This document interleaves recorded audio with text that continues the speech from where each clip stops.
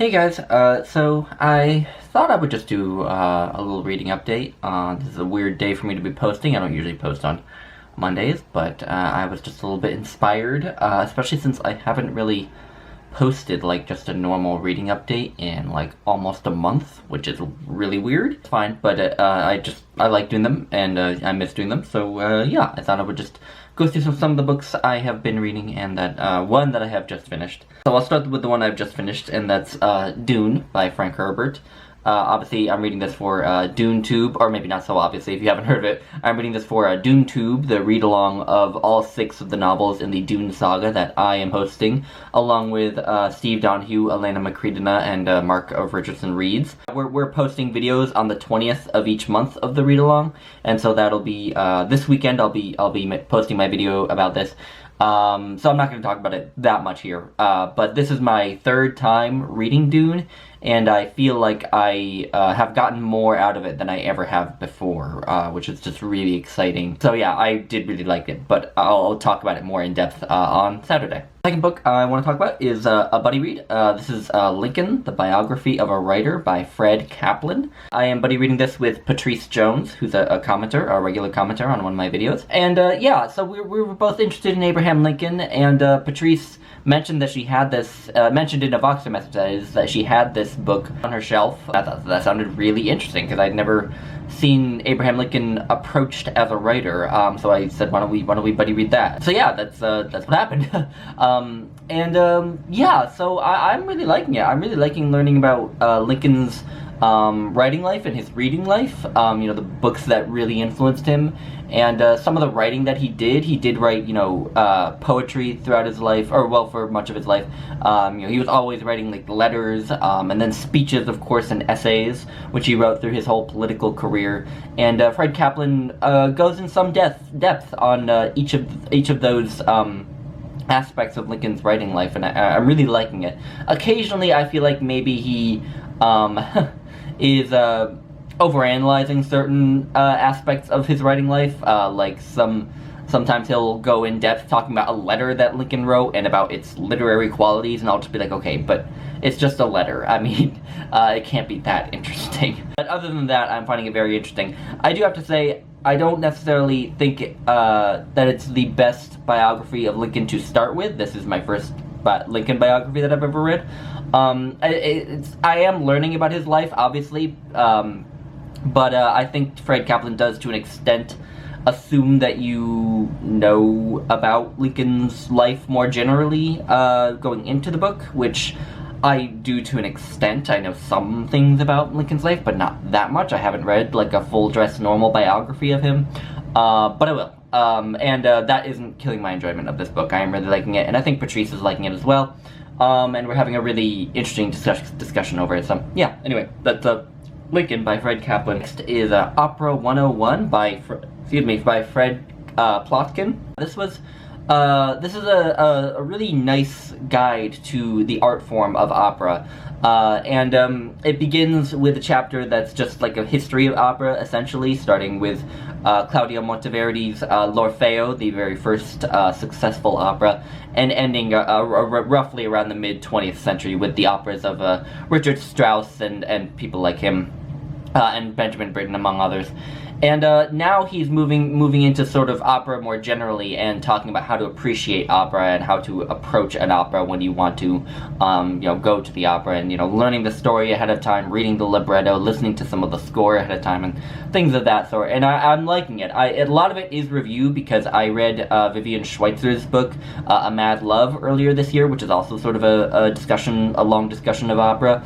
But I am learning new things as well. You know, like I didn't actually know that Broadway musicals sort of emerged from the same seed as opera. I did not know that. And I also didn't know that Broadway musicals used to be unmiked. These days, in most Broadway musicals, as I understand it, I'm not a huge connoisseur of Broadway musicals, but as I understand it, most of them the singers have microphones on.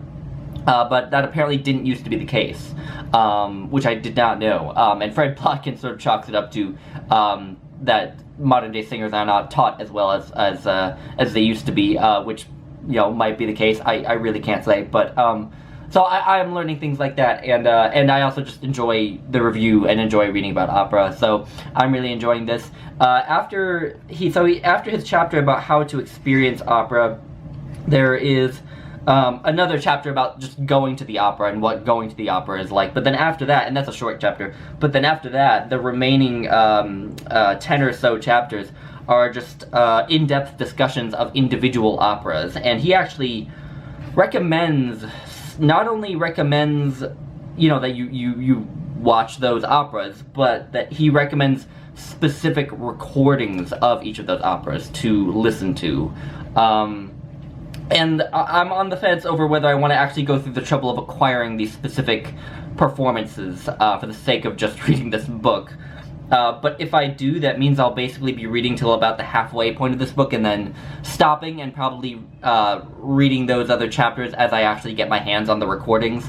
But even if I decide not to get my hands on the recordings, I will sort of take those last chapters slowly as I watch those operas. Because definitely, even if I don't go to acquire the actual performances that he recommends, I will still want to watch the operas before I read the chapters on them. So I'll go through that section more slowly, more gradually. The next book I want to talk about is one that I don't have a physical copy of. I'm reading an ebook. It's The Fifth Season by N.K. Jemisin. And this is another buddy read with Brian from Bookish. Yeah, I had been stalling on this buddy read because I had requested The Fifth Season from the library, and the library has 2 copies, and one was checked out and another one was in repair, I guess. I guess it's still in repair. I don't know how long it takes to repair a book, but apparently, you know, a month or more. And they just weren't getting back to me on that. And then it suddenly hit me yesterday that I can, or the day before yesterday, that I can just request an ebook, because, you know, these days libraries will lend out ebooks. So I got an ebook of The Fifth Season, and Brian and I have begun. I have only read the prologue and part of the first chapter, so I don't have very many concrete thoughts. I thought that the opening of the first chapter was excellent. It really did a great job of getting me gripped by what's going on and by the character that it introduced. And for anyone who doesn't know, The Fifth Season, it takes place in this world where there's one sort of giant supercontinent called the Stillness, and in this world there are actually 5 seasons, the 4 ones that we know, and then a 5th season which brings about like really catastrophic climate change and natural disasters, and it always comes once every so many years, and basically makes maintaining a civilization in the way that we understand it on Earth really difficult, because obviously you're undergoing these really destructive times every so often. So I think that's a really interesting idea. I'm looking forward to seeing how N.K. Jemisin deals with it. But yeah, anyway, so I don't have many more in-depth thoughts beyond that. And then finally, the last book is one that I just started last night. It's What to Listen For in Music by Aaron Copland. This is a very basic guide to just appreciating music on a more technical level, as opposed to the more superficial level on which I think many of us, including myself, often enjoy or listen to music.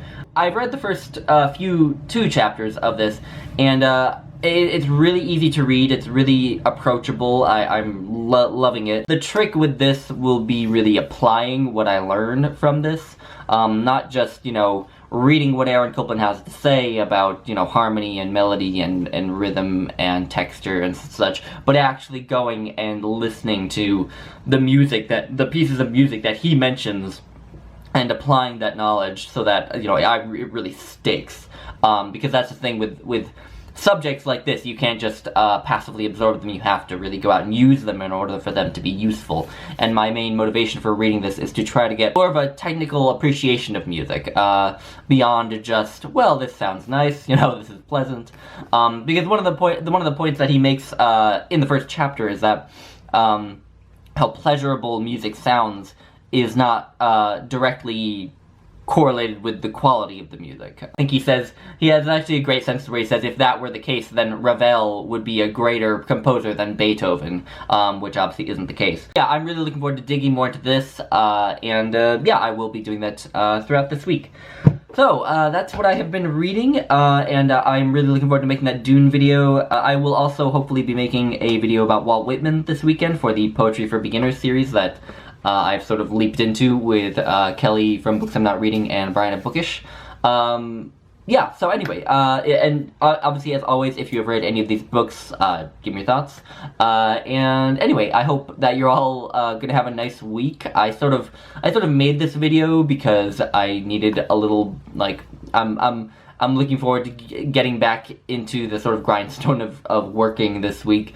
And I just wasn't particularly looking forward to it, but I thought if I made a video quickly, it would make me feel better going into it. So we'll see if it works. But anyway, I hope you all have a nice week, and I'll talk to you later. Bye, guys.